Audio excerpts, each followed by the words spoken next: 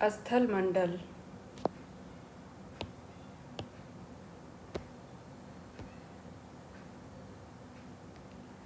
पृथ्वी की आंतरिक संरचना, सियाल, सीमा तथा निफे।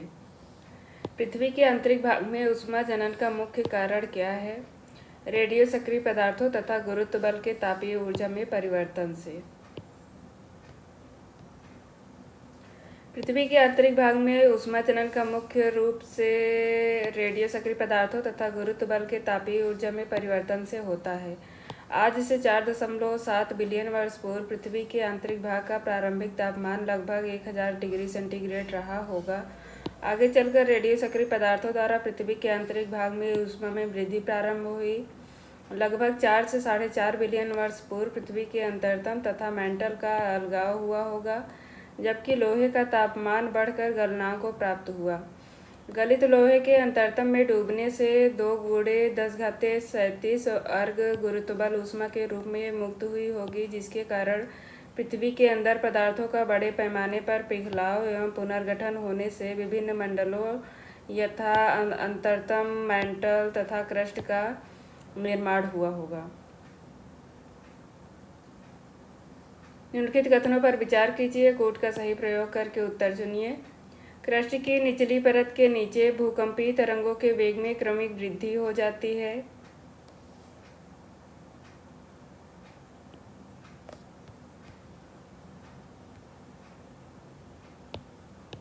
ये गलत है। क्रस्ट की निचली परत की चट्टानों का औसत घनत्व क्रस्ट की ऊपरी परत से अधिक होता है। पृथ्वी की बाह्य अंतरतम गलित अवस्था में है और पृथ्वी के मैंटल एवं अंतरतम की सीमा का निर्धारण मोहो असंबद्धता से होता है। ये गुटेनबर्ग असंबद्धता से होता है।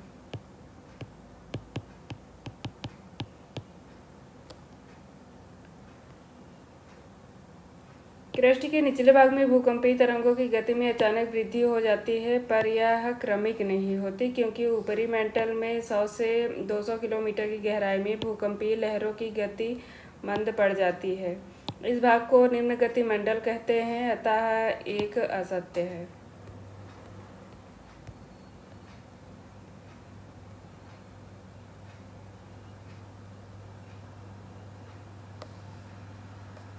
क्रस्ट की निचली परत की चट्टानों का घनत्व 3 है, जबकि ऊपरी क्रस्ट का घनत्व 2.8 है। बाह्य अंतरतम का विस्तार 2900 किलोमीटर से 51 से 50 किलोमीटर की गहराई के बीच है। इस मंडल में भूकंपीय लहरें इस प्रविष्ट नहीं कर पाती, अतः यह मंडल तरल अवस्था में है। इस प्रकार कथन तीसरा भी सत्य है। पृथ्वी के आंतरिक भाग में असंबद्धताएं। कोनार्ड असंबद्धता ऊपरी क्रस्ट एवं निचली क्रस्ट के मध्य। मोहरोविकिक असंबद्धता निचली क्रस्ट एवं मैंटल के मध्य। गुटेनबर्ग रेप्टी असंबद्धता ऊपरी मैंटल एवं निचले मैंटल के मध्य। गुटेनर असंबद्धता निचली मैंटल एवं बाह्य कोर के मध्य तथा लेहमैन असंबद्धता बाह्य एवं आंतरिक कोर के मध्य। पृथ्वी के अंतरतम केंद्रीय भाग की भौतिक अवस्था है ठोस अवस्था। बाह्य अंतरतम का विस्तार 2900 से 5100 किलोमीटर की गहराई तक है, जबकि 5100 से 6371 किलोमीटर का केंद्रीय भाग आंतरिक अंतरतम ठोस अवस्था में है। इसका घनत्व 13.6 है। इसके निर्माण में निकिल और लोहे का प्रमुख योगदान है।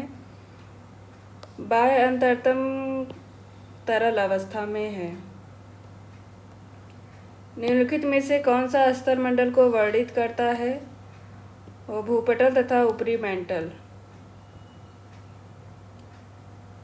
इसकी मोटाई 10 से 200 किलोमीटर के बीच पाई जाती है। निचले मैंटल का विस्तार दुर्बलता मंडल के समाप्त हो जाने के बाद तक है। यह ठोस अवस्था में है।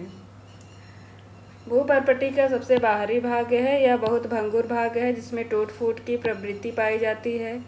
महासागरों के नीचे इसकी औसत मोटाई 5 किलोमीटर है, जबकि महाद्वीपों के नीचे 30 किलोमीटर तक है। भूगर्भ में परपटी के नीचे का भाग मैंटल कहलाता है। यह मोहोआ संतत्य से आरंभ होकर 2900 किलोमीटर की गहराई तक है।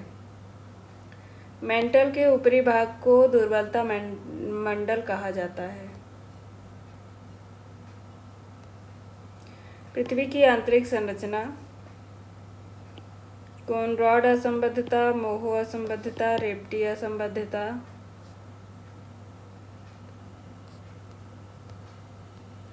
पृथ्वी की निचले परत में किन तत्वों की प्रधानता है? निकेल तथा लोहा। एडवर्ड स्वेस ने पृथ्वी को 3 भागों में विभक्त किया। सियाल, जिसमें सिलिका तथा एल्युमिनियम की प्रधानता होती है, इसकी रचना ग्रेनाइट चट्टानों से हुई है। सीमा, जिसमें सिलिका एवं मैग्नीशियम तत्वों की प्रधानता है, इसकी रचना बेसाल्ट चट्टानों से हुई है। निफे, इसकी रचना निकिल तथा फेरस अर्थात लौह धातु से हुई है। पृथ्वी की तीसरी एवं अंतिम परत निफे है। पृथ्वी के अभ्यंतर के बारे में सबसे सटीक प्रमाण मिलता है भूकंप विज्ञान से। भूकंप विज्ञान के आधार पर, भूकंपी लहरों के आधार पर पृथ्वी को 3 मंडलों में विभाजित किया गया है: लिथोस्फीयर, पाइरोस्फीयर तथा बायोस्फीयर। निम्नलिखित में से कौन सा सही सुमेलित है? गुरुमंडल 2700 से 80 किलोमीटर गलत। स्थल मंडल 100 किलोमीटर सही। उत्ताप मंडल 200 किलोमीटर गलत।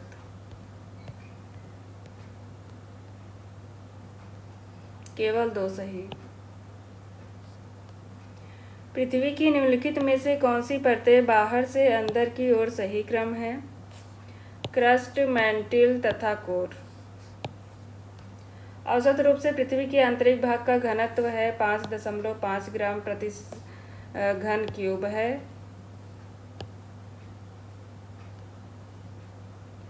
पृथ्वी का ऊपरी भाग परतदार शैलों का बना है, जिसकी औसत मोटाई 1 किलोमीटर के लगभग है।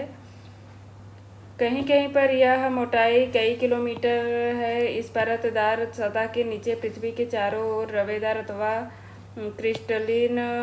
क्रिस्टलाइन रॉक्स की एक दूसरी परत है।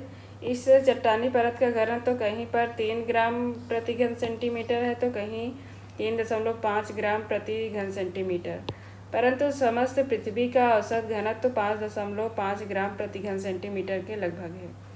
इस आधार पर यह निष्कर्ष निकलता है कि पृथ्वी के अंतरतम का औसत घनत्व 5.5 ग्राम घन सेंटीमीटर से अधिक होगा।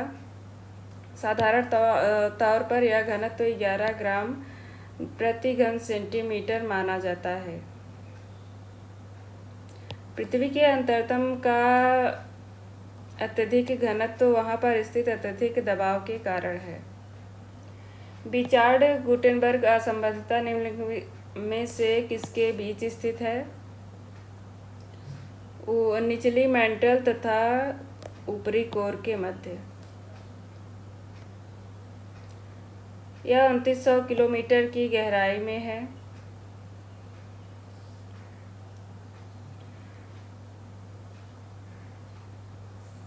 ऊपरी मैंटल मोहो असंबद्धता से 1000 किलोमीटर की गहराई तक तथा निचली मैंटल 1000 किलोमीटर से 2900 किलोमीटर की गहराई तक विस्तृत है। अंतरतम का विस्तार 2900 किलोमीटर से पृथ्वी के केंद्र अर्थात 6371 किलोमीटर की गहराई तक है। निचली मैंटल एवं बाह्य कोर के मध्य एक असंबद्धता पाई जाती है, जिसे बिचार्ड-गुटेनबर्ग असंबद्धता के नाम से जाना जाता है।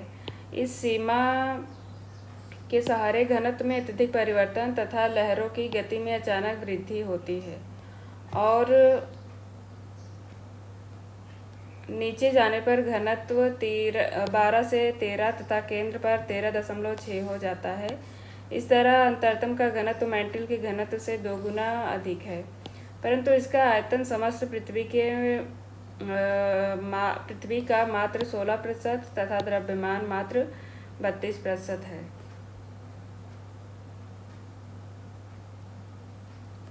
पृथ्वी की आंतरिक संरचना का स्वरूप। पृथ्वी के ऊपरी कोर एवं निचले कोर के मध्य अवस्थित असंबद्धता कहलाती है लेहमैन। लेहमैन असंबद्धता है आंतरिक कोर एवं बाह्य कोर के मध्य। पृथ्वी की आंतरिक संरचना के बारे में निम्नलिखित में से कौन सा कथन असत्य है? पृथ्वी का भूपृष्ठ अधिकांशतः मैग्नीशियम से निर्मित है। इसमें मैग्नीशियम नहीं बल्कि सियाल अर्थात सिलिका तथा एल्युमिनियम की प्रधानता है। एस्ट्रोनॉस्फियर आंशिक पिघला हुआ है, ये सही है। पृथ्वी का कोर निकेल एवं लौह से निर्मित है, ये भी सही है। और पृथ्वी का अधिकतर भाग मेंटल है, ये भी सही है।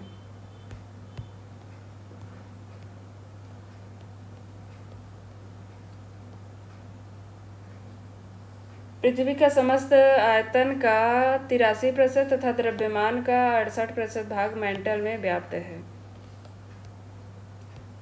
पृथ्वी की आंतरिक संरचना के संबंध में निम्नलिखित कथनों का परीक्षण करें।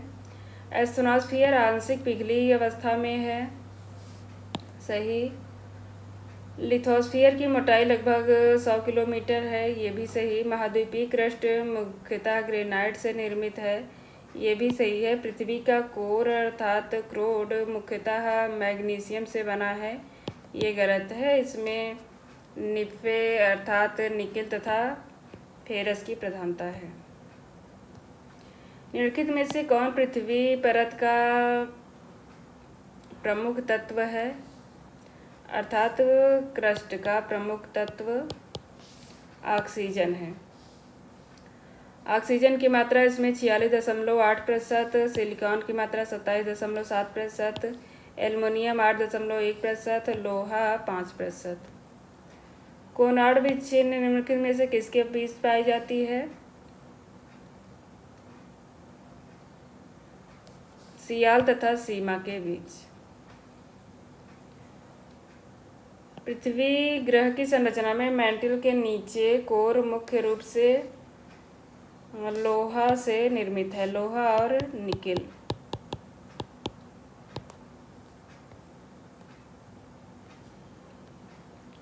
भूपर्पटी का निर्माण में सिलिकॉन की मात्रा निम्नलिखित प्रतिशतों में से कौन सा है? सिलिकॉन की मात्रा 27.72%। मेंटल के ऊपरी भाग जिसके ऊपर पृथ्वी की परपटी प्लवन करती है को कहा जाता है एस्ट्रोनॉस्फियर।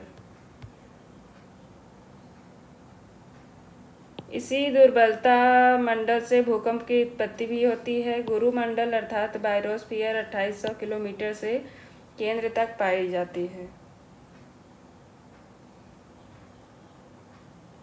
पृथ्वी की आंतरिक संरचना का अंग है जिसमें निकेल तथा फेरस की मात्रा पाई जाती है। मेसोस्फीयर वायुमंडल के मध्य परत को कहते हैं। हाइड्रोस्फीयर जलमंडल को कहते हैं। इसके अंतर्गत महासागरों एवं सागरीय संसाधनों का अध्ययन किया जाता है। गुटेनबर्ग असंबद्धता पाई जाती है प्रावार अर्थात मेंटल तथा कोर के बीच। भूमि के अंदर जाने पर औसत कितनी गहराई पर 1 डिग्री सेंटीग्रेड तापमान में वृद्धि होती है? 32 मीटर। निम्नलिखित कथनों पर विचार कीजिए। उच्चावच भूदृश्य में लंबवत ऊंचाई के अंतर को व्यक्त करता है। पृथ्वी की सतह का ऊंचा नीचा स्वरूप स्थलाकृति कहलाता है। उच्चतादर्शी वक्र क्षेत्रफल और ऊंचाई के द्वारा पृथ्वी की सतह के विस्तार को प्रदर्शित करता है। निम्नलिखित में से कौन सा कथन सत्य नहीं है? सीमा सियाल के ऊपर तैर रहा है, ये असत्य है क्योंकि सियाल सीमा के ऊपर तैर रहा है।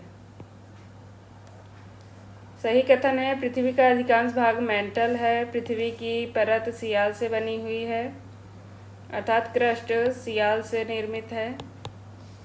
सागर तल सीमा से निर्मित है तरल अवस्था में निकेल एवं लौह से बने पृथ्वी की सबसे भारी एवं सबसे आंतरिक परत को निफे कहा जाता है। इसे भूकंपीय लहरों के अध्ययन के आधार पर बायोस्फीयर भी कहते हैं। पृथ्वी की कौन सी परत में मुख्य रूप से लोहे और मैग्नीशियम के सिलिकेट होते हैं? मेंटल में।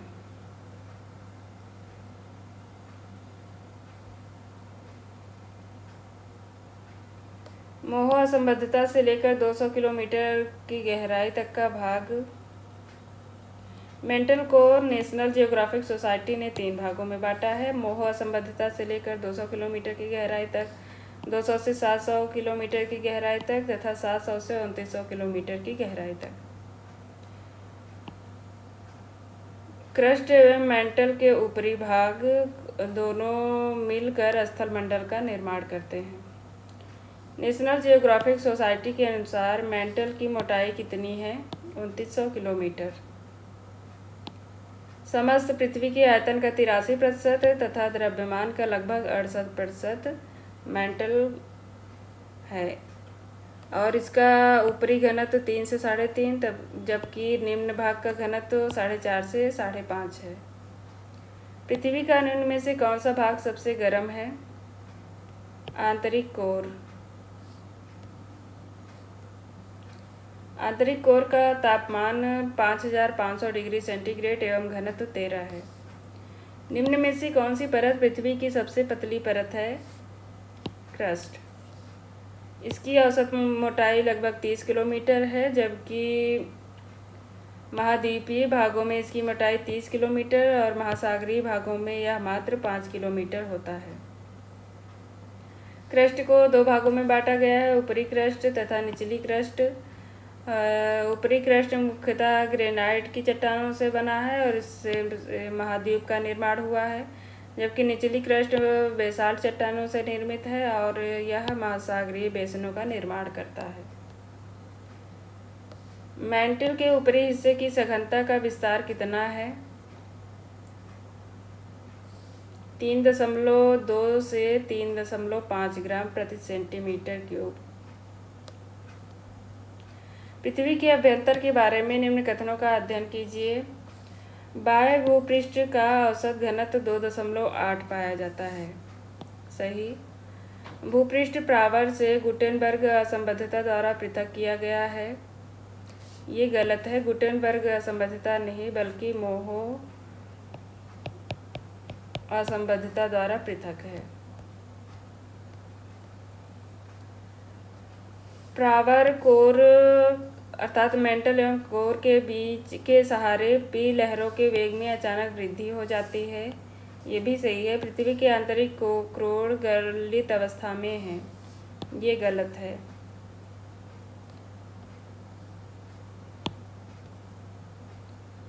आंतरिक कोर ठोस अवस्था में है, जबकि बाह्य अंतरतम अर्थात बाह्य कोर तरल अवस्था में। पृथ्वी का सर्वाधिक आयतन एवं द्रव्यमान मेंटल से पाया जाता है। भूगर्भ के संबंध में निम्नलिखित कथनों का अध्ययन कीजिए तथा नीचे दिए कोड का चुनाव कर सही उत्तर का चयन करें। धरातल से भूगर्भ की ओर ताप औसतन प्रत्येक 32 मीटर पर 1 डिग्री सेंटीग्रेड बढ़ता है। पृथ्वी की बाह्यतम परत में सिलिका एवं एल्युमिनियम की बहुलता है। सही है। और Cl भूकोर का घनत्व अर्थात कोर का घनत्व लगभग 10 से 12 है।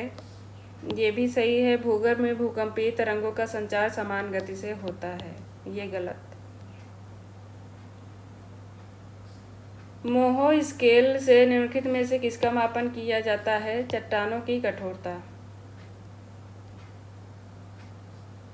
कोर मध्यस्थ क्षेत्र में कौन सी लहरें प्रवाहित हो सकती हैं? प्राथमिक लहरें।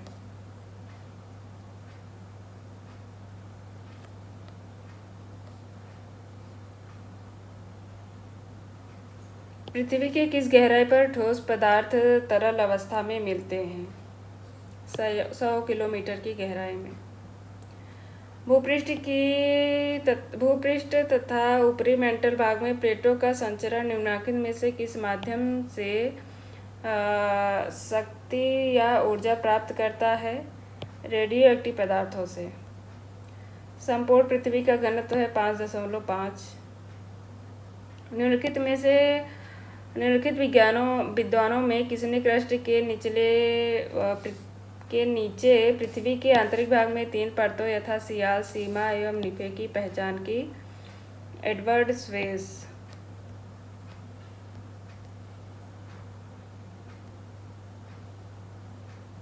स्वेस नामक विद्वान ने पृथ्वी की रासायनिक संरचना के विषय में प्रकाश डाला। भूपटल का ऊपरी भाग अवसाद से निर्मित परतदार शैलों का बना है, जिसकी गहराई तथा घनत्व बहुत कम है। यह परत सिलिकेट पदार्थों की बनी है, जिसमें फेल्सपार तथा अभ्रक इसके भी 2 भाग किए गए हैं। स्वेस महोदय ने पृथ्वी के आंतरिक भाग को मुख्यतः 3 भागों में बांटा है: सियाल, सीमा तथा निफे। सबसे ऊपरी परत को सियाल कहा जाता है। स्वेस के अनुसार भूपटल की ऊपरी परत कहलाती है सियाल। विश्व में थल क्षेत्र की औसत ऊंचाई 840 मीटर है, जबकि महासागरीय गर्त की औसत गहराई 3800 मीटर है। भूगर्भीय एवं भूभौतिकी के अंतर्राष्ट्रीय संघ के अनुसार भूपटल की औसत मोटाई कितनी है? 30 किलोमीटर।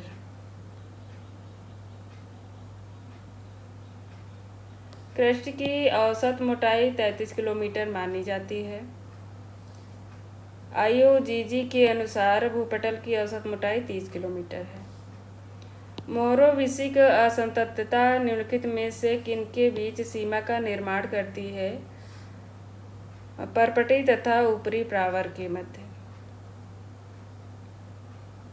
यह सामान्यतः 30 से 35 किलोमीटर की गहराई में स्थित है।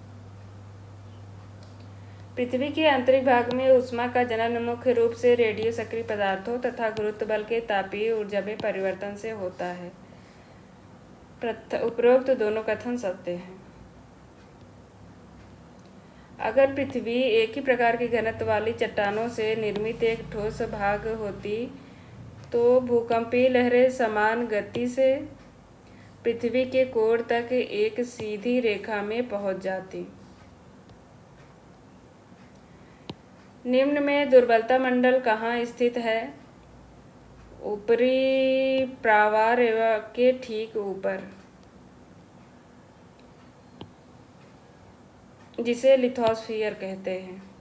पृथ्वी की आंतरिक परत निफे के निर्माण में किन तत्वों की प्रधानता है? निकल तथा लोहा। गुटेनबर्ग डिसकंटिन्यूटी निम्नलिखित में से किसके मध्य पाया जाता है? मेंटल तथा कोर के बीच। बेसाल्ट सागर परपटी का औसत घनत्व 3 ग्राम प्रति सेंटीमीटर घन है। नतिलंब के संदर्भ में नति की दिशा हमेशा निम्नलिखित में से किस कोण पर होती है? समकोण पर।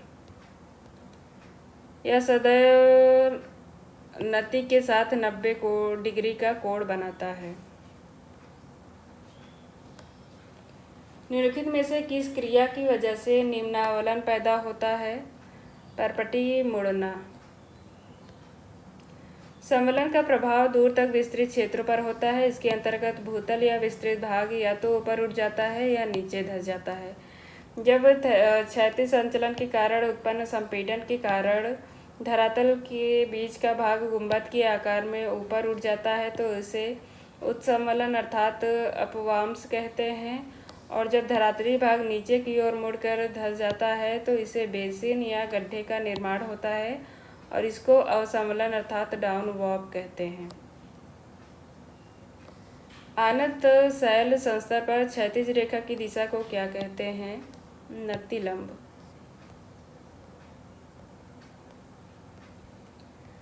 चट्टानों के प्रकार और उनकी विशेषताएं। मूल चट्टान तथा रूपांतरित चट्टान। लाइमस्टोन, संगमरमर, सैंडस्टोन, क्वार्टजाइट, शैल, स्लेट, ग्रेनाइट, शिस्ट। ग्रेनाइट किस प्रकार की चट्टान है? आग्नेय एवं रूपांतरित चट्टान दोनों है।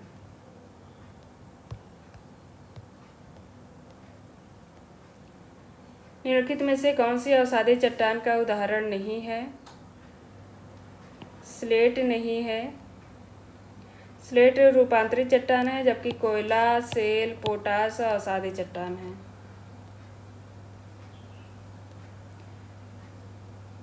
अवसादी चट्टान का निर्माण अवसादों के समूहन के फलस्वरूप होता है। यह चट्टान भूपृष्ठ के सर्वाधिक क्षेत्रफल पर पाई जाती है। यद्यपि भूपृष्ठ अर्थात क्रस्ट का लगभग 75% भाग अवसादी शैल से आवृत अर्थात ढका हुआ है, अर्थात क्रस्ट के क्षेत्रफल पर लगभग 75% भाग पर अवसादी चट्टानें फैली हुई हैं तथा शेष 25% भाग पर आग्नेय एवं रूपांतरित चट्टानें हैं तथा क्रस्ट की बनावट में इसका योगदान केवल 5% है, जबकि 95% भाग आग्नेय एवं रूपांतरित चट्टानों द्वारा बना है। पेट्रोलॉजी किसका विज्ञान है? शैलों का। एक पेट्रोशास्त्री शैलों के विभिन्न स्वरूपों का अध्ययन करता है, जैसे खनिज की संरचना, बनावट, गठन, स्रोत, प्राप्ति स्थल, परिवर्तन, दूसरी शैलों के साथ संबंध। चट्टानें 3 प्रकार की होती हैं: आग्नेय, अवसादी तथा रूपांतरित। पेट्रोलॉजी में शैलों के चक्र, निर्माण एवं स्वरूप का अध्ययन मुख्य रूप से किया जाता है। अत्यधिक गहराई में जमने वाले मैग्मा को क्या कहा जाता है? बैथोलित।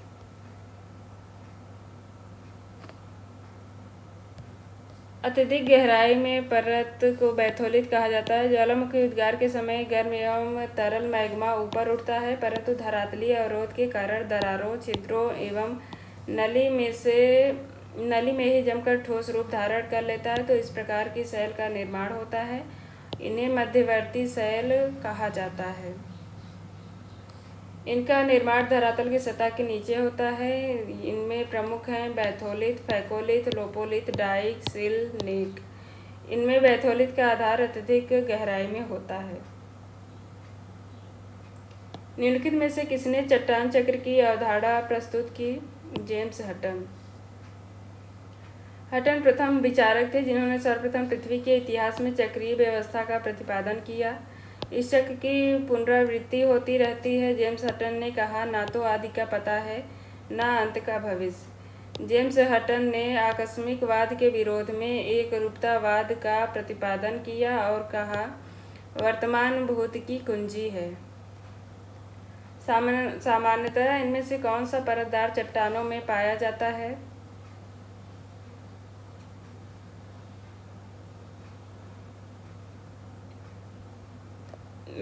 सिलिका।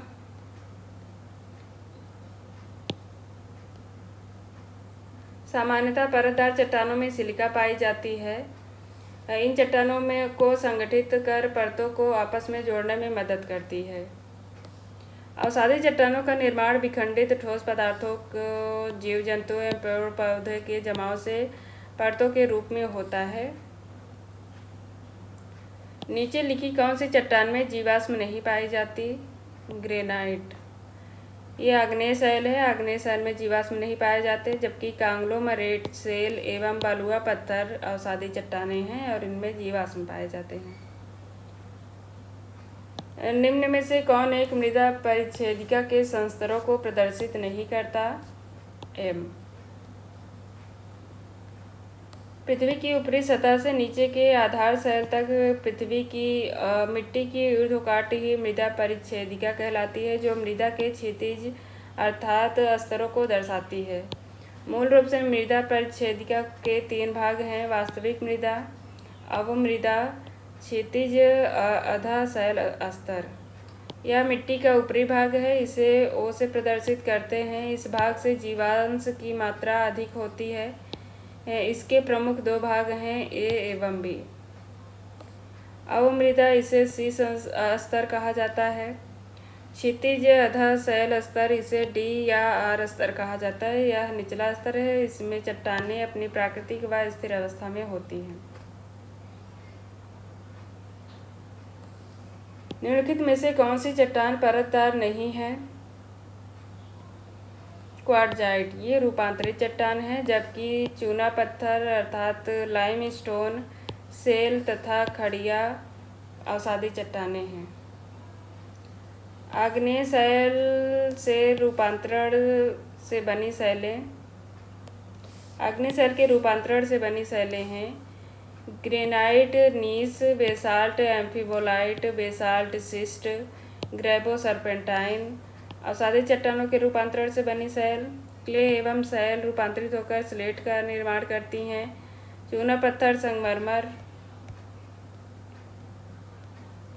चाक एवं डोलोराइट, संगमरमर, बलुआ पत्थर अर्थात सैंडस्टोन, क्वार्टजाइट, कांग्लोमरेट, क्वार्टजाइट। रूपांतरित चट्टानों के पुनः रूपांतरण से बनी शैलें, स्लेट, फाइलाइट, फाइलाइट शिस्ट।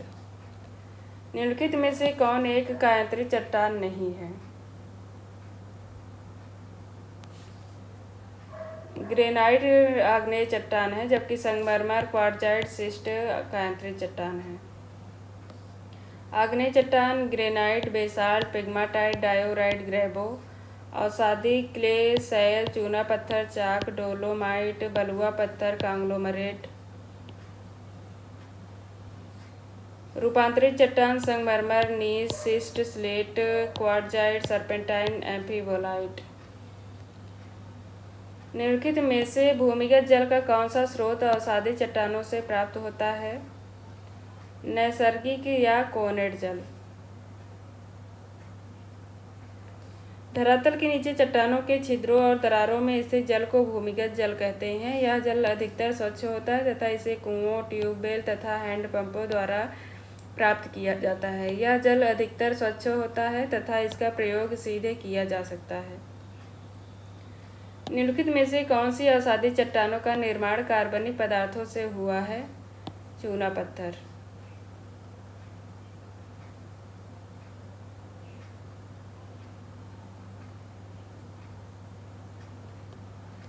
मूल चट्टान तथा कायांतरित चट्टान, ग्रेबो, सर्पेंटाइन, अभ्रक, शेल, स्लेट, चूना पत्थर, संगमरमर, अभ्रक, शिस्ट।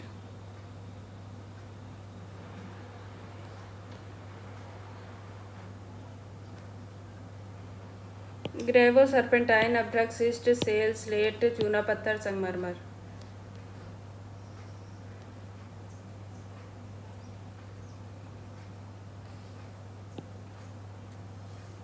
बिटुमिनस कोयला रूपांतरित होकर ग्रेफाइट व हीरा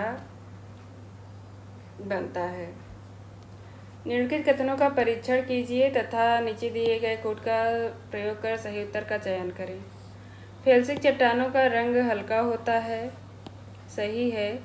एक बैथोलिट का तल दृश्यमान होता है, ये गलत है। ग्रेनाइट तथा रायोलाइट मैफिक चट्टानें हैं, ये गलत है। ये मैफिक नहीं बल्कि फेल्सिक चट्टानें हैं। फेल्सपार और सिलिका की मात्रा इनमें अधिक होती है।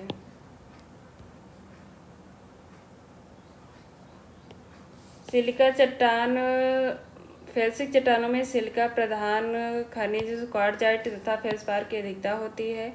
इनका रंग हल्का होता है। ग्रेनाइट, रायोलाइट, पिचस्टोन, प्यूमिस आदि फेल्सिक चट्टानें हैं। और ज्वालामुखी राख के संगठित होने से निर्मित चट्टान को टफ कहा जाता है।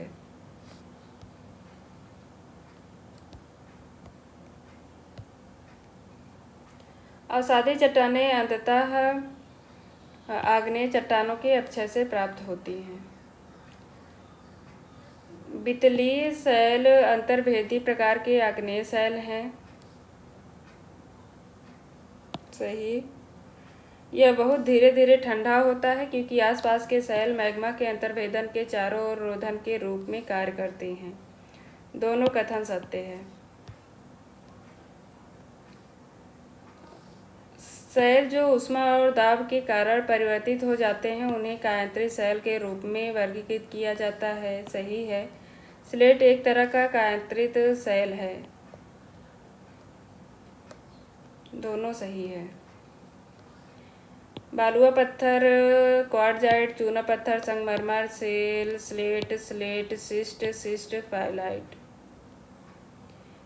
निम्नलिखित चट्टानों में से किसमें क्रिस्टलीकरण होता है? बेसाल्ट। आग्नेय चट्टानों में क्रिस्टलीकरण होता है और बेसाल्ट एक आग्नेय शैल है। बेसाल्ट दरारें उद्भेदन द्वारा एक बड़े क्षेत्र में चादर के रूप में बिछी सैकड़ों किलोमीटर तक पाई जाती है, जैसे आइसलैंड और भारत के दक्कन पठार में। बेसाल्ट चट्टान में बहुभुज आकृति पाई जाती है। निम्नलिखित में से कौन चट्टान क्रेटन से संबद्ध है? ग्रेनाइट। क्रेटन शब्द को सबसे पहले 1921 में ऑस्ट्रियाई भूविज्ञानी कोबर ने क्रेटोजेन के रूप में प्रस्तावित किया, जिसमें स्थिर महाद्वीपों का जिक्र किया था। क्रेटन प्राचीन क्रिस्टलीय तहखाने चट्टानों से बने हैं, जिसके अंतर्गत ग्रेनाइट तथा बेसाल्ट चट्टानें आती हैं। अम्लीय मैग्मा में सिलिका का प्रतिशत कितना होता है? इसमें उच्च होता है, लगभग 60 से 80%।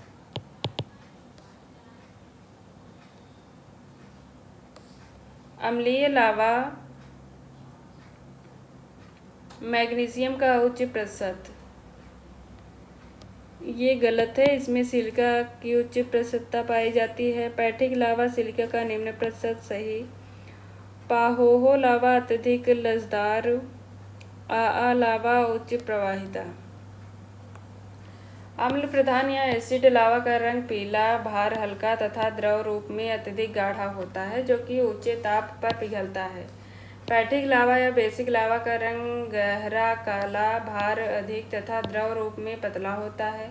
सिलिका की मात्रा कम होती है तथा लावा अधिक दूर तक फैलने के बाद जमता है, जैसे दक्कन पठार का बेसाल्टी लावा। मोहो की कठोरता को स्केल के अनुसार निम्न में से कौन सा पदार्थ सबसे कठोर है? कोरंडम।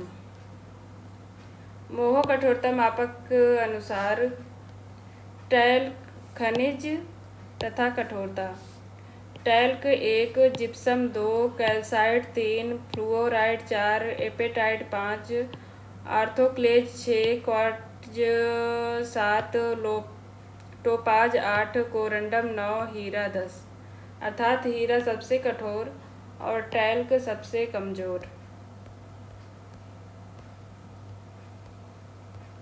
चट्टानों में खनिज तल या परतों में होते हैं। अवसादी। अवसादी चट्टानों का वर्गीकरण। यांत्रिक क्रियाओं द्वारा निर्मित या विखंडित पदार्थ से निर्मित अवसादी चट्टान है। पवन द्वारा निर्मित लोयस, हिमानी द्वारा निर्मित बोल्डर क्ले, जल द्वारा निर्मित बालुआ पत्थर, गोलास्म, चीका मिट्टी, शैल आदि। जैविक तत्वों द्वारा निर्मित। जीव जंतुओं द्वारा निर्मित चूना पत्थर, वनस्पतियों द्वारा निर्मित पीट, कोयला, लिग्नाइट। यांत्रिक रूप से निर्मित बालुकास्म, पिंडशिला, सेल, विमृदा। कार्बनिक रूप से निर्मित खड़िया, गीजराइट, चूना पत्थर, कोयला। रासायनिक रूप से निर्मित नमक की चट्टान, श्रृंग प्रस्तर, पोटास, हेलाइट आदि। कोयले और तेल का उत्पादन करने वाली कार्बन युक्त चट्टानें अवसादी नामक चट्टानों की श्रेणी से संबंधित हैं। ऊर्ध्वाधर संधियों में घुसने वाला और ठोस हो जाने वाला मैग्मा डाइक कहलाता है।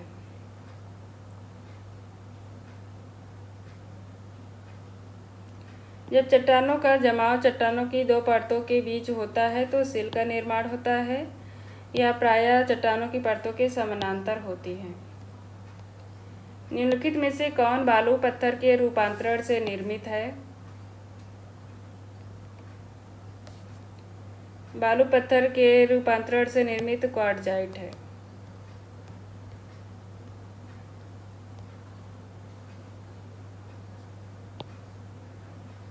चूना पत्थर संगमरमर, शैल, स्लेट, कोयला, ग्रेफाइट या हीरा।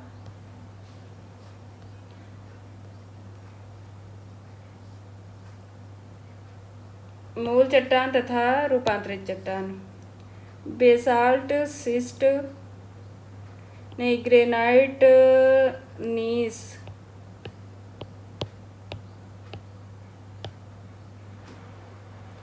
ग्रेनाइट, नीस, सैंडस्टोन, क्वार्ट्जाइट, शैल, स्लेट तथा बेसाल्ट, सिस्ट।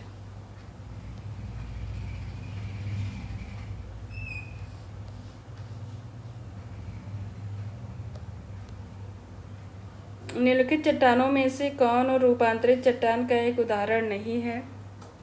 ग्रेनाइट नहीं है, ये एक आग्नेय शैल है, जबकि संगमरमर, सिस्ट, नीस रूपांतरित चट्टानें हैं। बैथोलिथ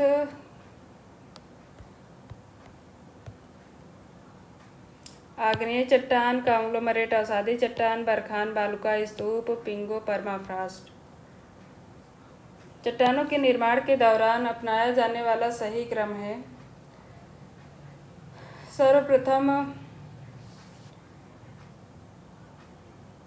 लावा जमकर आग्नेय चट्टानों का निर्माण करता है, उसके बाद अवसादी चट्टानें निर्मित होती हैं, तब कायांतरित चट्टानों का निर्माण होता है। अर्थात सही क्रम है लावा, आग्नेय चट्टान, अवसादी चट्टान और कायांतरित चट्टान। जब ताप, दबाव, रासायनिक क्रियाओं आदि के प्रभाव से आग्नेय और परतदार चट्टानों का रूप परिवर्तित हो जाता है तो इसे रूपांतरित या कायांतरित चट्टान कहा जाता है। ग्रेनाइट के पत्थर, कीचड़ की गुफाएं और लावा की गुफाएं किस प्रकार के कर्स्त भूमि के उदाहरण हैं? स्यूडोकर्स्त। आग्नेय और कायांतरित शैलों में खनिजों की कम मात्राओं और अधिक मात्राओं को क्रमशः कहते हैं परतें और तल। शैलों की सतही परतों को ढीला होने और उतरने के कारण उनका अवखंडन क्या कहलाता है? अपपर्षण अर्थात एक्सफोलिएशन।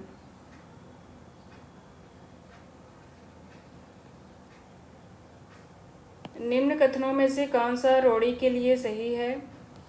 यह बेहद अस्थिर है और इसमें ढीले कोणीय ब्लॉक होते हैं, ये सही है। चट्टानों का वर्गीकरण किसके द्वारा परिभाषित किया जाता है? उनके रासायनिक संरचना, बनावट और निर्माण की प्रक्रिया के द्वारा।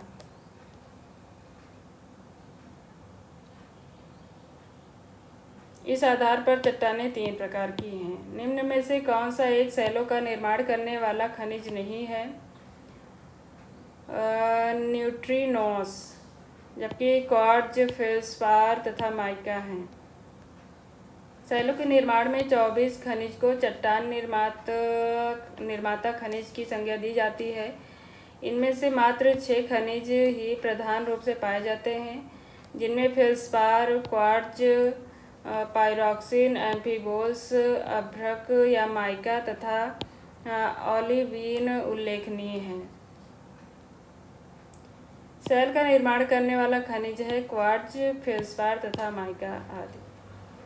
कठोर चट्टान से निर्मित खड़े ढाल वाला उच्च सपाट भाग जो सामान्यतः शुष्क प्रदेशों में पाया जाता है, मेसा कहलाता है।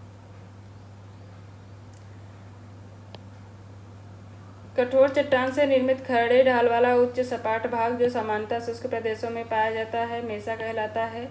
मेसा एक स्पेनिश शब्द है जिसका शाब्दिक अर्थ है टेबल या मेज।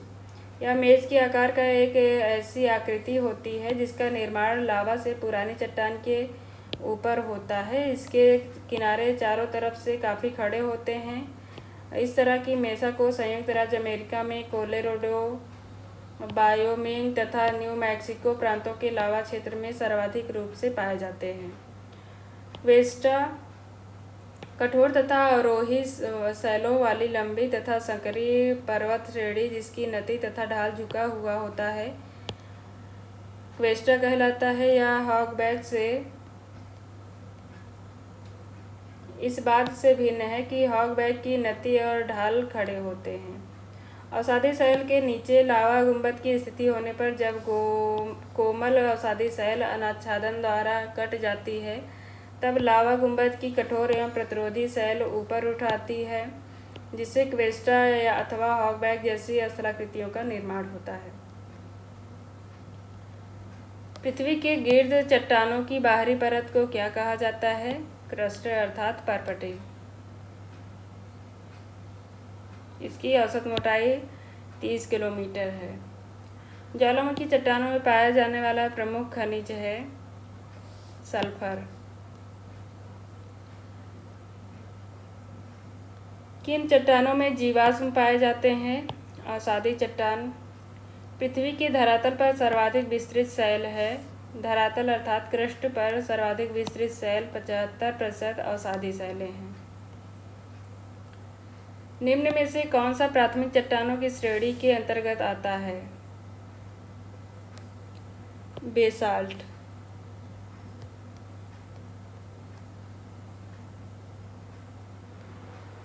निम्नलिखित में से प्राथमिक शैल है आग्नेय शैल। धारवाड़ तंत्र की चट्टानें मुख्यतः बनी हैं परतदार चट्टान से।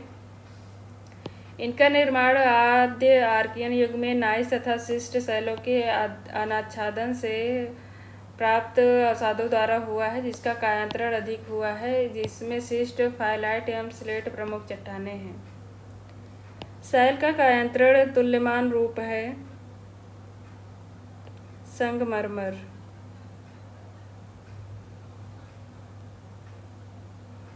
स्लेट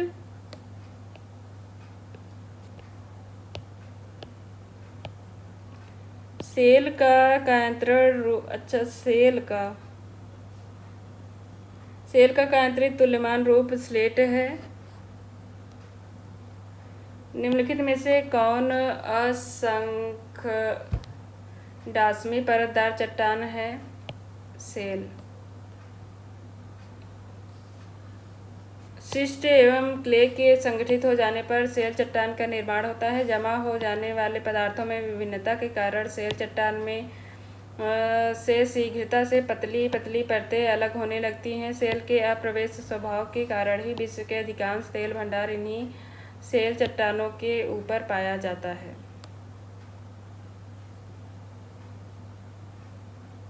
सेल एक आग्नेय चट्टान है।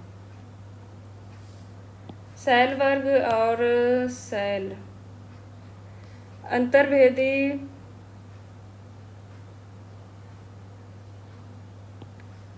डोलराइट, बहिर्भेदी बेसाल्ट, अवसादी क्वार्टजाइट, अवसादी पीट,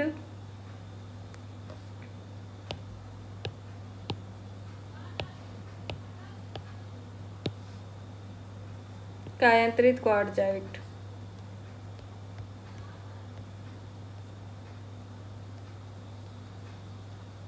पृथ्वी तल के नीचे पिघली चट्टान को कहते हैं मैग्मा। मैग्मा के शीतलन से बनी चट्टान निम्नलिखित में से क्या कहलाती है? बेसाल्ट। ग्रेनाइट से निर्मित कायांतरित चट्टान है नीस।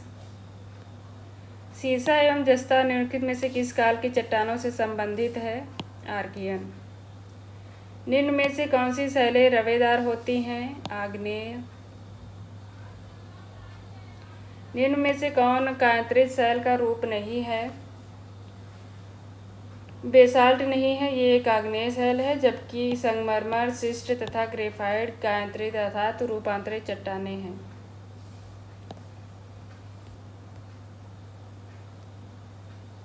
निम्न में से कौन सी अवसादी शैल का उदाहरण है? नहीं है, ग्रेबो ये एक आग्नेय चट्टान है, जबकि सेल चूना पत्थर तथा कोयला अवसादी शैलें हैं। कौन सा एक सुमेलित नहीं है? शिला का निर्माण। शिला अंतर्भेदी आग्नेय डायोराइट सही है। बहिर्भेदी ग्रेनाइट ये गलत है। अवसादी पीट कायांतरित क्वार्टजाइट सही। किसी एक चट्टान को उसके पर्यावरणीय उत्पाद के रूप में समझना चाहिए। जब पर्यावरण में परिवर्तन होता है तो चट्टान भी परिवर्तित हो जाती है। यह कथन ए.के. लोबेक का है। ए.के. लोबेक के अनुसार शैल अपने पर्यावरण का प्रतिफल है। निम्नलिखित में से कौन सा युग्म सही नहीं है? ग्रेनाइट एक आग्नेय शैल है सही। स्लेट एक अवसादी चट्टान है ये गलत है, ये रूपांतरित चट्टान है। नीस भी रूपांतरित चट्टान है। बेसाल्ट आग्नेय चट्टान है।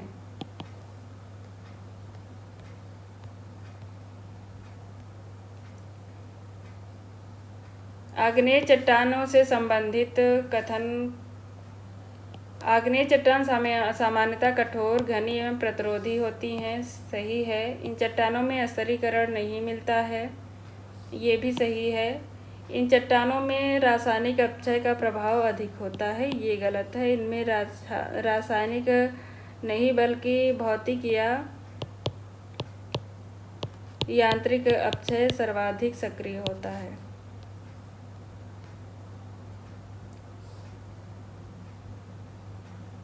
यांत्रिक एवं भौतिक अपक्षय के कारण इनका विघटन तथा वियोजन प्रारंभ हो जाता है और इनमें जीवाश्म नहीं होते हैं। क्वार्टजाइट का निर्माण होता है बालुआ पत्थर के रूपांतरण से। सैंडस्टोन से क्वार्टजाइट बनता है। लाइमस्टोन से संगमरमर। ग्रेनाइट से नीस। निम्नलिखित में से कौन सी चट्टान जैविक चट्टानों के अंतर्गत आती है? कोयला। कोयला तथा पीट वनस्पतियों के भूगर्भिक हलचलों के कारण दबने से होता है इनका निर्माण। निम्नलिखित में से कौन सी स्थिति खनिज तेल की उपलब्धि की संभावना व्यक्त करता है? कठोर शैलों के बीच में छिद्रयुक्त परतदार चट्टान की उत्तल अवस्थिति।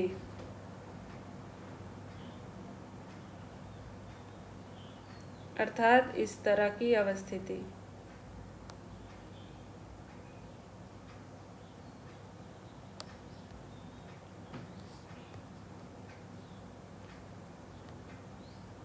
निम्न में से कौन एक भिन्न है?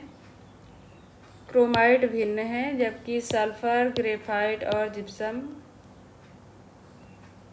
खनिज के दो रूप होते हैं, धात्विक खनिज एवं अधात्विक खनिज। धात्विक खनिज में धातुएं मिलती हैं जैसे लौह, अयस्क, तांबा आदि, लेकिन अधात्विक खनिज में धातु नहीं मिलते जैसे सल्फर, ग्रेफाइट तथा जिप्सम।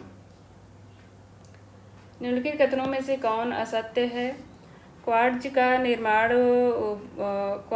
का उपयोग कांच एवं रेगमार बनाने में होता है। और ग्रेबो मोटे कण वाली अंतर्भेदी आग्नेय शैल है। काला अभ्रक एक शैल कर खनिज है। पेग्माटाइट एक अवसादी शैल है ये गलत है। पेग्माटाइट एक आग्नेय चट्टान है। ग्रेनाइट, रायोलाइट, बेसाल्ट, पेग्माटाइट, साइनाइट आदि जीवों के अवशेष के आदि आग्नेय चट्टानें हैं। अब तक मिलने वाला सबसे बड़ा हीरा क्यूलिनान है। क्यूलिनान जो कि दक्षिण अफ्रीका से प्राप्त हुआ यह हीरा 3106 कैरेट का है। निम्नलिखित में से आग्नेय चट्टानों के बारे में चुने गए सही कथन का चुनाव करें। आग्नेय चट्टानों का निर्माण पिघले हुए मैग्मा के ठंडा होने, जमने एवं द्रव्य बनने की प्रक्रिया के फलस्वरूप होता है। आग्नेय चट्टानों में अवसादी चट्टानों की तरह परतें नहीं होती, परंतु पेड़ पौधे एवं जीवों के जीवाश्म पाए जाते हैं ये गलत है। सभी आग्नेय चट्टानें प्रारंभिक भूवैज्ञानिक इतिहास में निर्मित हुई एवं वर्तमान में आग्नेय चट्टानों का निर्माण प्रक्रिया बंद हो गई है।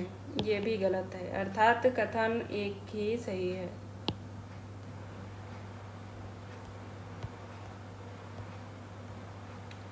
निम्नलिखित चट्टानों में से किसमें पेट्रोलियम पाया जाता है?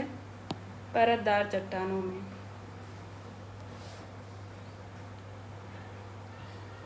निम्नलिखित में से कौन चट्टान पारगम्य है? अवसादी चूना पत्थर। कौन सी चट्टान उच्च दाब एवं उच्च तापमान के कारण बनती है? कायांतरित चट्टान।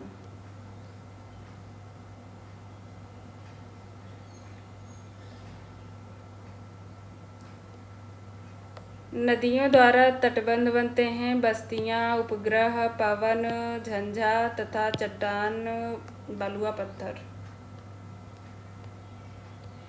जीवावशेष, वानस्पतिक अवशेष तथा अन्य सूक्ष्म जीवावशेष किसमें पाए जाते हैं? परतदार चट्टान। सैल तथा बलुआ पत्थर पर तापीय अंतर का प्रभाव नगण्य होता है। तापीय परिवर्तन का चट्टानों पर अत्यधिक प्रभाव पड़ता है, किंतु चट्टानों की कई ऐसी किस्में होती हैं जिन पर तापीय अंतर का प्रभाव नहीं होता, जैसे चट्टान चोट से निर्मित खासकर सैल तथा बलुआ पत्थर। तापीय अंतर का प्रभाव इन पर नगण्य होता है।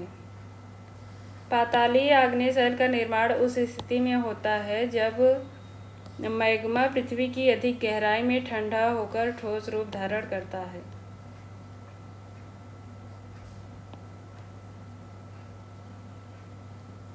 यहाँ पर तापमान अधिक होता है क्योंकि इनका ठंडा होना, जमाव एवं ठोस होना अधिक गहराई में होता है। यहाँ पर तापमान अधिक होता है और इसके ठंडे होने की गति मंद होती है। इस कारण इसमें रवे अधिक बड़े बड़े पाए जाते हैं। ग्रेनाइट नामक आग्नेय सैल पातालीय सैल का प्रमुख उदाहरण है।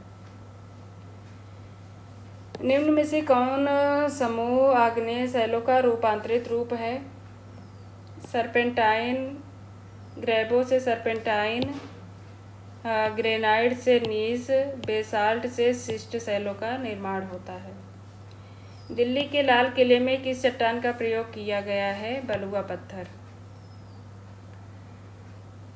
इस किले का निर्माण शाहजहां ने करवाया था। लाल किले को यूनेस्को द्वारा 2007 में विश्व धरोहर स्थल के रूप में चुना गया है।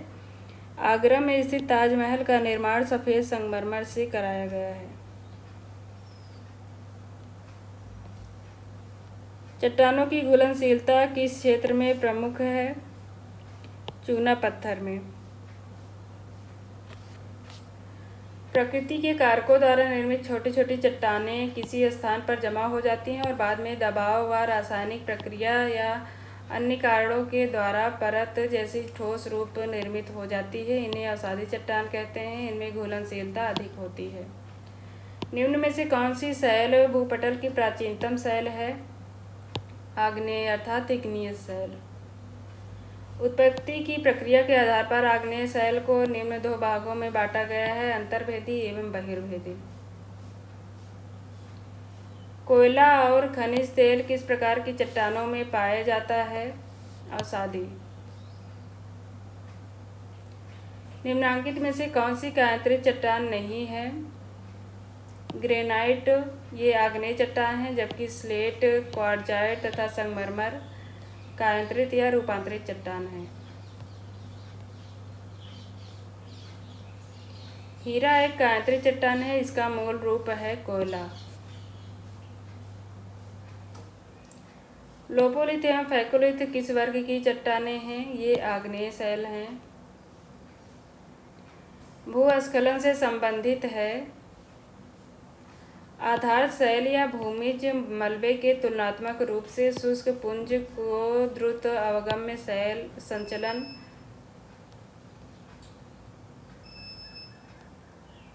चट्टानों की गहराई तक रासायनिक क्षरण आर्द्र उष्णकटिबंधीय क्षेत्र के प्रमुख लक्षणों में से एक है।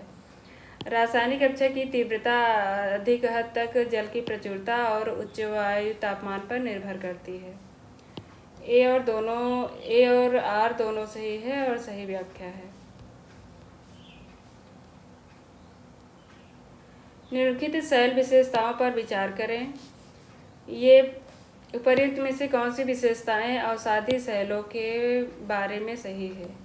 ये परतदार होती हैं, इनमें जीवाश्म होते हैं, ये वाहित सेल होती हैं, ये जल नलिकाओं में बनती हैं। चारों कथन सही है। निम्नलिखित में से कौन सी प्रक्रिया कार्बन के अवसादी कार्बन भंडार से निर्मुक्ति में सहायक नहीं है? सेल संस्तरों का वलन। जबकि कार्बन के अवसादी कार्बन भंडार में निर्मुक्ति में सहायक हैं जीवाश्म ईंधन का दहन, अर्थात वायुमंडल में कार्बन वृद्धि के लिए सहायक तत्व हैं। कार्बन दहन, जीवाश्म ईंधन का दहन, सेलों का अपरदन और ज्वालामुखीयता। टार्स की उत्पत्ति किस चट्टान में बहुतायत होती है? आग्नेय में। परतदार कमजोर सेलों में जब लावा का प्रवेश होता है तो गुंबद के आकार का हो जाता है। अपरदन के बाद मुलायम सेल कट जाती है तथा अपेक्षाकृत अवरोधक सेल भाग लंबे एवं संकरे कटक में बदल जाते हैं। इस प्रकार के बने स्थल रूप टार क्वेस्टा हैं। टार अत्यधिक आग्नेय सेल में अवशेष भाग हैं।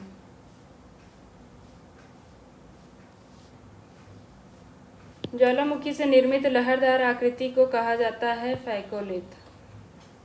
इनमें अपनतियां एवं अवनतियां पाई जाती हैं।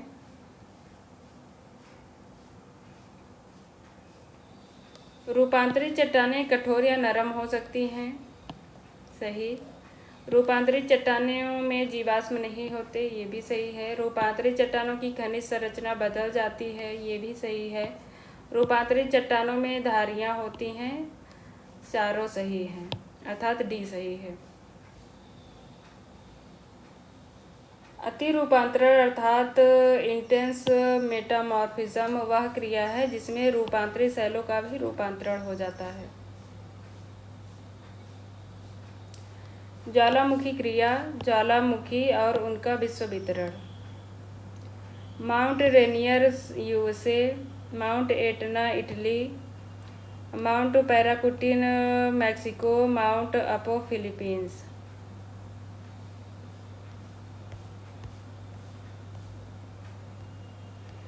अंतर्जात बल के संदर्भ में निम्नलिखित कथनों में से कौन सा सही है? भूकंप और ज्वालामुखी विस्फोट जैसी आकस्मिक घटनाएं अंतर्जात बलों द्वारा उत्पन्न होती हैं। उत्संवलन और असंवलन तनाव बलों द्वारा उत्पन्न होते हैं, ये गलत है। जब क्षैतिज संचलन के कारण उत्पन्न संपीड़न के कारण धरातल के बीच का भाग गुंबद के आकार में ऊपर उठ जाता है तो उसे उत्संवलन तथा नीचे भाग नीचे मुड़कर धंस जाता है तो बेसिन या गड्ढे का निर्माण होता है, इसे अवसंवलन कहते हैं।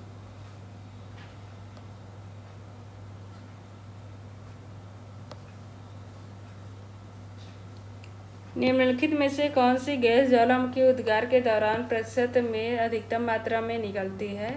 जलवाष्प। जलवाष्प की मात्रा 60 से 90%। संपूर्ण ज्वालामुखी गैस का 60 से 90% जलवाष्प होता है। अन्य गैसें हैं carbon dioxide, nitrogen, sulphur dioxide आदि। ज्वालामुखी से निश्चित बड़े बड़े टुकड़ों को बम कहा जाता है, जबकि मटर के दाने या अखरोट के आकार वाले टुकड़ों को लैपली कहा जाता है। निम्नलिखित में से कौन सी एक भू आकृति ज्वालामुखी द्वारा निर्मित नहीं होती है? क्लिफ। क्लिफ एक तटीय भूभृग या तटीय क्लिफ होता है। यह सागरीय तरंगों द्वारा अपरदन से निर्मित होते हैं, और जबकि बैथोलिथ, लोपोलिथ और क्रेटर ज्वालामुखी क्रिया द्वारा निर्मित होते हैं। कैरेबियन समुद्र में मार्टिनिक द्वीप पर माउंट पीली विस्फोट किस वर्ष हुआ जिसमें लगभग 28,000 लोग मारे गए? 1902 में हुआ। 1902 में कैरेबियन समुद्र में मार्टिनिक द्वीप पर माउंट पीली विस्फोट में लगभग 28,000 लोग मारे गए। पश्चिमी द्वीप समूह में मार्टिनिक द्वीप पर पीली ज्वालामुखी का भयंकर उद्भेदन हुआ। इसी आधार पर अत्यधिक विस्फोट वाले उद्गार अत्यधिक विस्फोटक उद्गार वाले ज्वालामुखी को पिलियन तुल्य ज्वालामुखी कहते हैं। इनके उद्गार से पहले शंकु या गुंबद पूर्णतः अधिकांश रूप से नष्ट हो जाते हैं। इसी तरह जावा एवं सुमात्रा के मध्य सुंडा जलडमरू मध्य में सन 1883 में क्राकाताव ज्वालामुखी का उद्गार हुआ। पिलियन प्रकार के ज्वालामुखी सबसे अधिक विनाशकारी होते हैं तथा इनका उद्गार सबसे अधिक विस्फोटक एवं भयंकर होता है। इससे निकलने वाला सबसे अधिक चिपचिपा तथा लसदार लावा होता है। उद्गार के समय ज्वालामुखी नली में लावा की कठोर पट्टी जमा हो जाती है तथा अगले उद्गार के समय भयंकर गैसें इन्हें तीव्रता से तोड़कर आवाज़ करती हुई धरातल पर प्रकट होती हैं। निम्नलिखित में से कौन सा विश्व में 20वीं शताब्दी के सबसे बड़े ज्वालामुखी उद्भेदन रहा है? नोवा रप्टा। 19वीं शताब्दी का सबसे बड़ा ज्वालामुखी उद्भेदन 1912 में अलास्का प्रायद्वीप के नोवा रप्टा में हुआ था। यह उद्भेदन 6 जून को प्रारंभ हुआ था तथा एक अनुमान के अनुसार 15 घन किलोमीटर मैग्मा विस्फोटक के रूप में निःसृत हुआ। इसकी मात्रा किलायु हवाई में 230 वर्षों के विस्फोट के बराबर है और 1980 ईस्वी में माउंट सेंट हेलेंस द्वारा विस्फोटक मात्रा का 30 गुना। विस्फोट के दूरस्थ स्थान होने के कारण वैज्ञानिकों ने 1918 ईस्वी तक इस क्षेत्र का दौरा नहीं किया। उन्होंने उकाक नदी घाटी को ज्वालामुखी जमाव और भाप से अर्थात फ्यूमरोल्स से भरा हुआ पाया तो उन्होंने इसे 10,000 धूम्रपानों की घाटी कहा।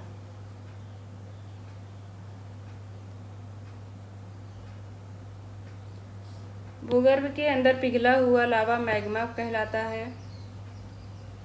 टूजो विल्सन का उष्ण स्थल सिद्धांत ज्वालामुखियों की उत्पत्ति से संबंधित है। अंतरा प्लेट अर्थात प्लेट के भीतर ज्वालामुखियों की उत्पत्ति से संबंधित है टूजो विल्सन का उष्ण स्थल सिद्धांत। प्लेट शब्द का सर्वप्रथम प्रयोग अमेरिकी वैज्ञानिक टूजो विल्सन ने किया। प्लेट विवर्तनिकी सिद्धांत के प्रतिपादन का श्रेय हैरी हेस को जाता है, किंतु सिद्धांत की वैज्ञानिक व्याख्या WJ मॉर्गन ने की। मैग्मा जो पृथ्वी की सतह तक पहुंचती है और फिर ठोस हो जाती है, लावा कहलाता है।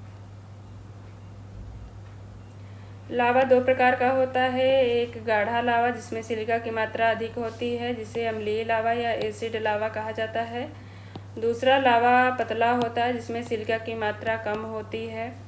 पतला होने के कारण यह लावा अधिक दूर तक फैल जाता है, फलस्वरूप पठार का निर्माण होता है। इसे पैठिक या बेसिक लावा कहा जाता है। दक्कन का पठार पैठिक या बेसिक लावा का प्रमुख उदाहरण है। ज्वालामुखी से निकलने वाली धूल और राख सामग्री को पायरोक्लस्ट कहा जाता है। ज्वालामुखी से निकलने वाली धूल और राख सामग्री को पायरोक्लास्ट के रूप में कहा जाता है। पायरोक्लास्ट के अंतर्गत विखंडित पदार्थों के बारीक कणों से लेकर वृहदाकार बम तक को सम्मिलित करते हैं। ज्वालामुखी से निःसृत बड़े बड़े टुकड़ों को बम कहते हैं। मटर के दाने को लैपली कहते हैं और उद्गार के साथ द्रव रूप में पिघला हुआ जो भाग बाहर आता है उसे लावा कहते हैं। निम्नलिखित विकल्पों में से कौन सा सक्रिय ज्वालामुखी के विश्व वितरण को सही ढंग से वर्णित करता है? यह समुद्र बेसिन के आसपास श्रृंखला बनाने को अभिमुख होते हैं।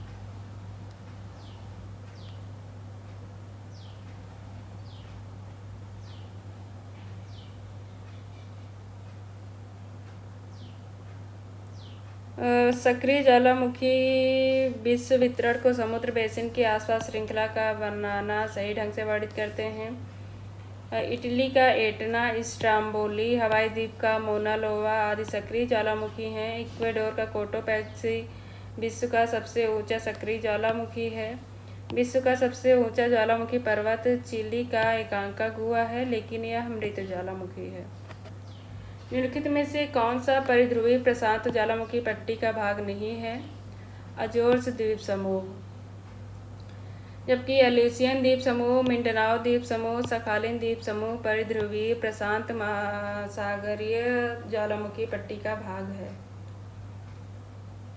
अजोर्स द्वीप मध्य अटलांटिक कटक ज्वालामुखी क्षेत्र के अंतर्गत आता है। निम्नलिखित युग्मों में से कौन सा सुमेलित नहीं है? इरेबस जापान में नहीं बल्कि अंटार्कटिका महाद्वीप पर है। माउंट अनुंग इंडोनेशिया, ग्रिस्मस वोटन आइसलैंड, किलायू संयुक्त राज्य अमेरिका, अलास्का में स्थित है।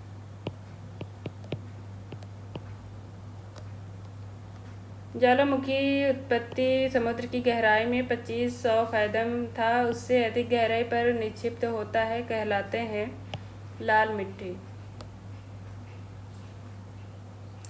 रेडियोलेरिन पंख का जमाव सागरीय भागों के ठंडे तथा उष्ण भागों में अधिकता में से पाया जाता है।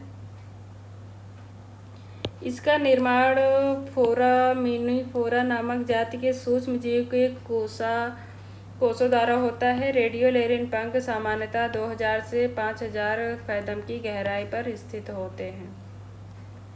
पृथ्वी की सही आकृति है जियोड। निम्नलिखित युग्मों में से कौन सा सुमेलित नहीं है? एकांकागुआ अर्जेंटीना और चिली के बॉर्डर पर है, सही है। कोटोपैक्सी सूडान नहीं बल्कि इक्वाडोर में है। किलिमंजारो तंजानिया, देनाली संयुक्त राज्य अमेरिका में है। ज्वालामुखी उद्गार के निम्नलिखित प्रकारों में से कौन सा एक प्रायः विस्फोटक नहीं है? हवाई तुल्य ज्वालामुखी।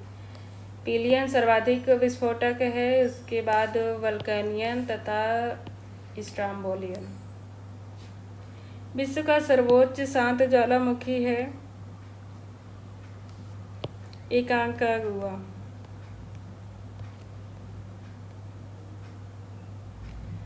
इसकी ऊंचाई 6962 मीटर है। यह एंडीज पर्वत की श्रेणी में स्थित है। यह एक शांत ज्वालामुखी है।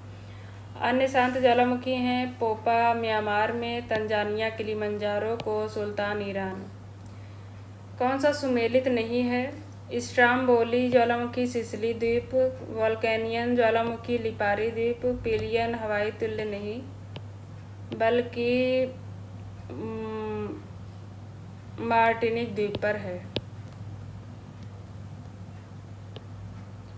और विसुवियस ज्वालामुखी इटली।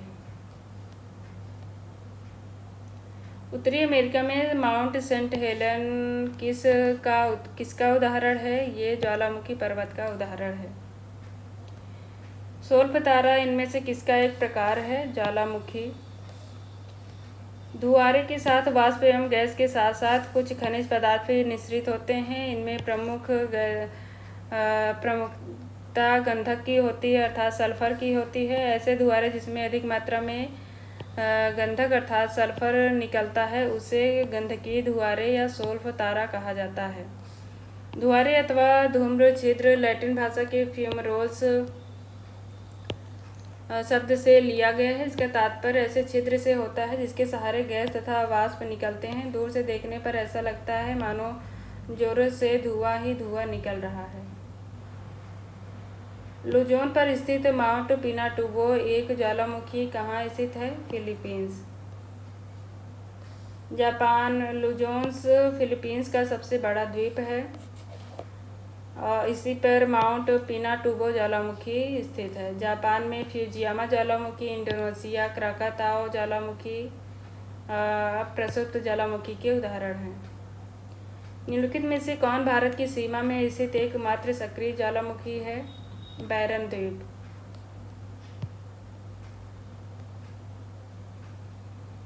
ये बृहद अंडमान में स्थित है। यहाँ पर नारकोंडम ज्वालामुखी द्वीप भी स्थित है जो एक सुप्त ज्वालामुखी है।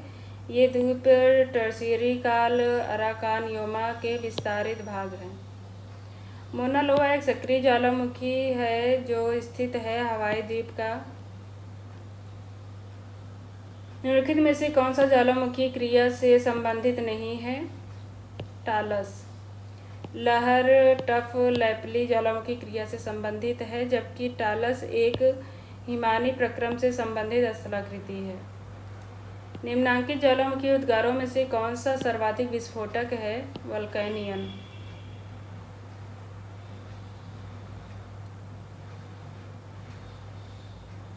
निम्नलिखित में से किस ज्वालामुखी उद्गार के प्रकार का उसके पर्यवेक्षक के नाम पर नामकरण किया गया है? प्लिनियन प्रकार।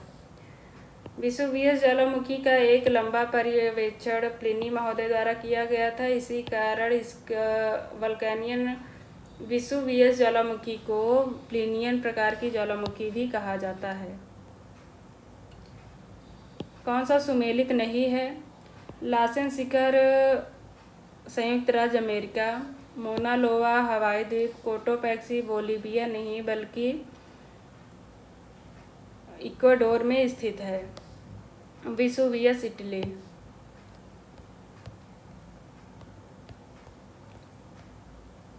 निम्नांकित में से किसका अर्थ ज्वालामुखी शंकु पर पंख प्रवाह से होता है? लहर। लहर ज्वालामुखी लावा के प्रवाह को लहर कहा जाता है। निम्नलिखित में से कौन सा युग्म सुमेलित नहीं है? एटना इटली, फ्यूजियामा जापान तथा पोपा म्यांमार सही सुमेलित है। क्राकाताओ मलेशिया नहीं बल्कि इंडोनेशिया में स्थित है। क्रेटर तथा काल्डेरा स्थलाकृति निम्न में से किससे संबंधित है? ज्वालामुखी क्रिया। लंबे समय तक शांत रहने के पश्चात उद्गारित होने वाली ज्वालामुखी क्या कहलाता है? सुषुप्त ज्वालामुखी। विसुवियस एक सुषुप्त ज्वालामुखी का उदाहरण है। विश्व की अधिकांश ज्वालामुखी घटनाएं विनाशात्मक प्लेट के किनारों पर घटित होती हैं। दो प्लेटों के अभिसरण से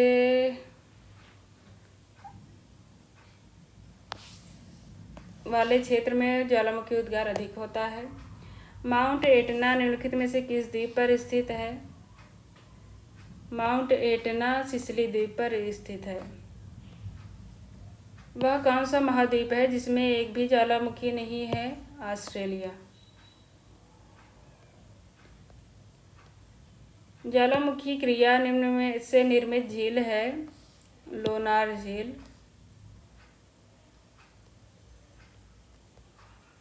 mount Krakatoa, Sunda strait, mount Taal Philippines, mount Aconcagua Argentina, Llullaillaco Chile. Ring of fire किस महाद्वीपीय पेटी से संबंधित है? प्रशांत महासागरीय पेटी। यहाँ पर ग्लोब का 63% भूकंप आता है और ज्वालामुखी क्रियाएं घटित होती हैं। क्रेटर संबंधित है ज्वालामुखी से। क्रेटर के विस्तृत भाग को काल्डेरा कहा जाता है।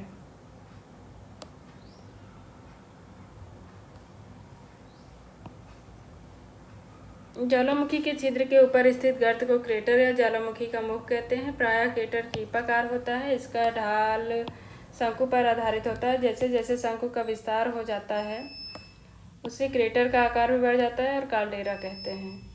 निम्नलिखित में से कौन ज्वालामुखी का एक प्रकार नहीं है? चिलियन तुल्य नहीं है जबकि हवाई तुल्य, स्ट्राम्बोली तुल्य, विसुवियस तुल्य या जलवायु ज्वालामुखी के प्रकार हैं।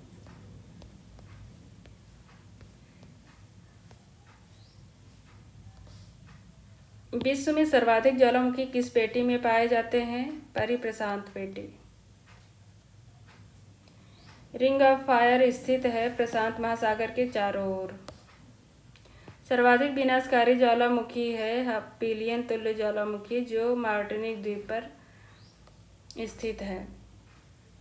जब ज्वालामुखी उद्भेदन किसी एक केंद्रीय मुख अर्थात वेंट से भारी धमाके के साथ होता है तो उसे केंद्रीय उद्भेदन कहते हैं। यह विनाशात्मक प्लेटों के किनारों के सहारे होते हैं। ये कई प्रकार के होते हैं यथा हवाई, स्ट्राम्बोली, विसुवियस, पिलियन तुल्य आदि। इनमें पिलियन प्रकार के ज्वालामुखी सबसे अधिक विनाशकारी होते हैं। इनका उद्गार सबसे अधिक विस्फोटक एवं भयंकर होता है, जैसे पश्चिमी द्वीप समूह के मार्टिनिक द्वीप का पीली ज्वालामुखी। कौन सा सुमेलित नहीं है? जोरल्लो मैक्सिको सुमेलित है। माउंट उंटजेन जापान, अवाचा रूस, माउंट इजाल्को न्यूजीलैंड नहीं बल्कि दक्षिण अमेरिका में स्थित है।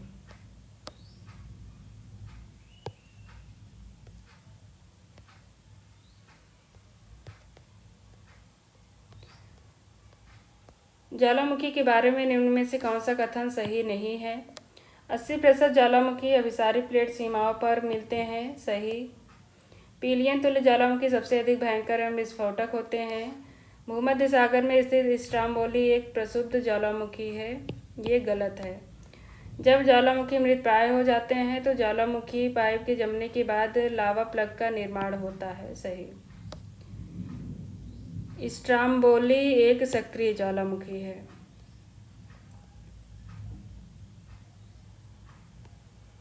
प्रक्षुब्ध ज्वालामुखी के उदाहरण हैं इटली का विसुवियस, इंडोनेशिया का क्राकाताओ, जापान का फ्यूजियामा।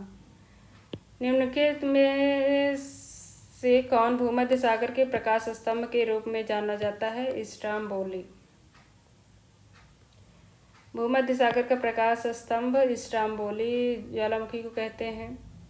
निम्नलिखित में से कौन ज्वालामुखी क्रिया द्वारा निर्मित बाह्य स्थलाकृति है? क्रेटर एवं काल्डेरा। जबकि लैकोलिथ, बैथोलिथ तथा रिंग डाइक आंतरिक अंतर्भेदी स्थलाकृति हैं। ज्वालामुखी और अवस्थिति।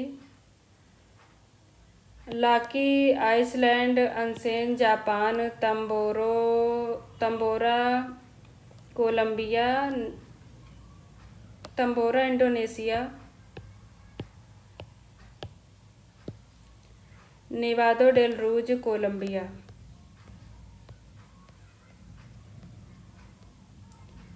हवाई द्वीपों पर ज्वालामुखी उद्गार अपेक्षाकृत शांत प्रकार के हैं। सही है। कम सांद्र लावा का उद्गार शांत होता है। दोनों सही है और सही व्याख्या है। हवाई द्वीप ज्वालामुखी क्रिया का प्रदेश है। सही। अभिसरित प्लेट सीमाएं ज्वालामुखी उद्गारों के स्थल हैं। दोनों सही है परंतु सही व्याख्या नहीं है। निम्नलिखित में से कौन सा हिमयुग परिकल्पना से संबंधित नहीं है? तापीय संकुचन सिद्धांत संबंधित है। कार्बन डाइऑक्साइड परिकल्पना संबंधित है। ओजोन क्षीणता परिकल्पना संबंधित है। जबकि ज्वालामुखी धूल परिकल्पना संबंधित नहीं है।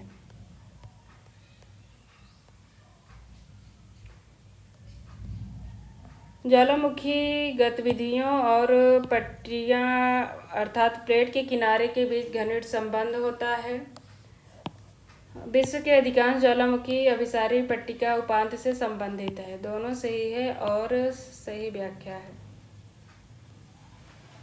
स्ट्रेटी ज्वालामुखी नारकोंडम किस देश में स्थित है? भारत।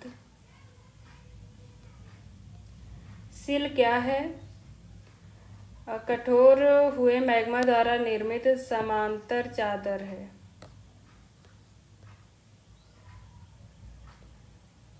समानांतर परतों में फैलकर जमता है जब मैग्मा तो इसको सिल कहते हैं। इसकी मोटाई 1 मीटर से लेकर सैकड़ों मीटर तक होती है। छत्तीसगढ़ तथा झारखंड में सिल पाए जाते हैं। 1 मीटर से कम मोटाई वाले सिल को सीट कहा जाता है।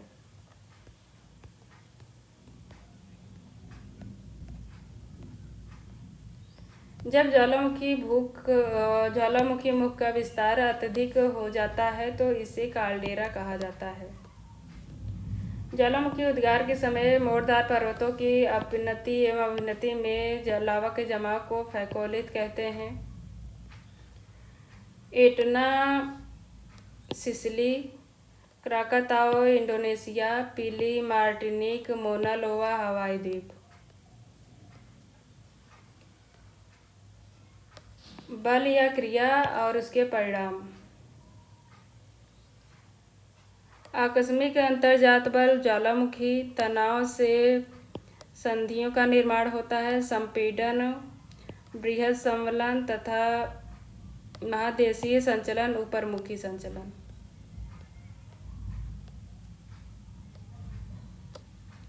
मोना लोवा एक सक्रिय ज्वालामुखी है हवाई द्वीप का।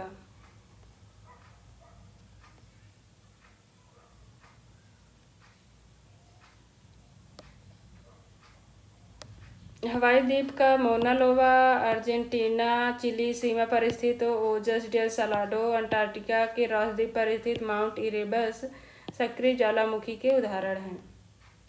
निम्नलिखित युग्मों में से कौन सा सही सुमेलित नहीं है? विसुवियस इटली, इरेबस अलास्का नहीं बल्कि अंटार्कटिका महाद्वीप पर है,